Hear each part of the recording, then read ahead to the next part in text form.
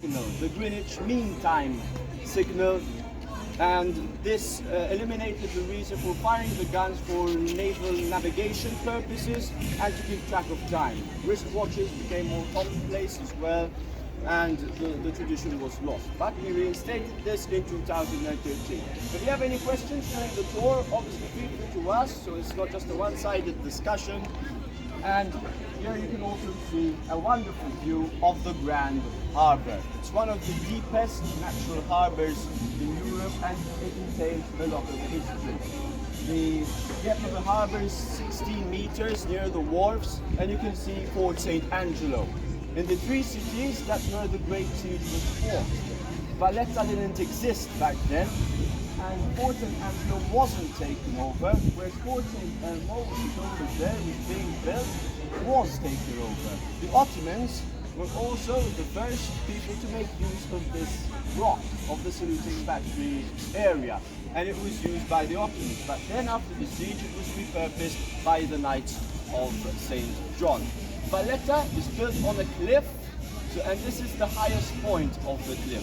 So if you look at that ditch over there, all the rocks were plucked out to form the ditch.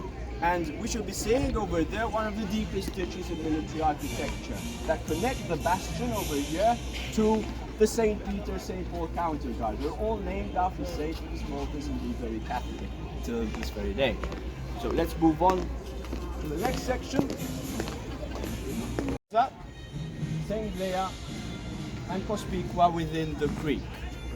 They endured a lot of history, particularly during World War II, as we shall see.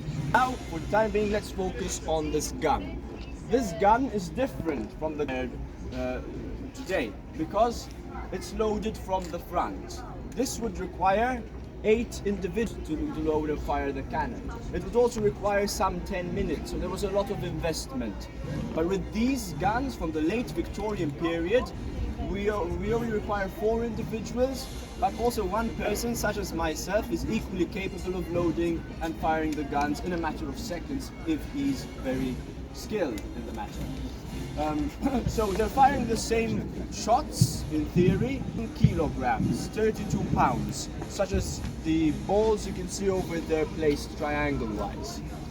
However, this cannon would have a much better range because it's not fully airtight, and it can also target the 3 cities, whereas with the cannon that I fired today, would only be capable of reaching those buoys over there, the red buoy.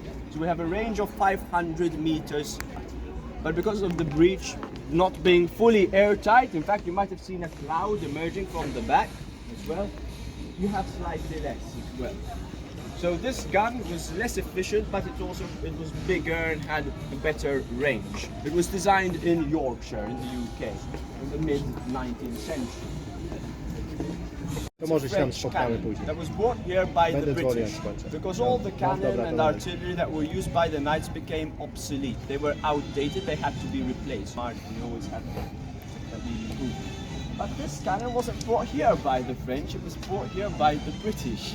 Because the British fought a lot against the French at the Napoleonic Wars, the Battle of Trafalgar.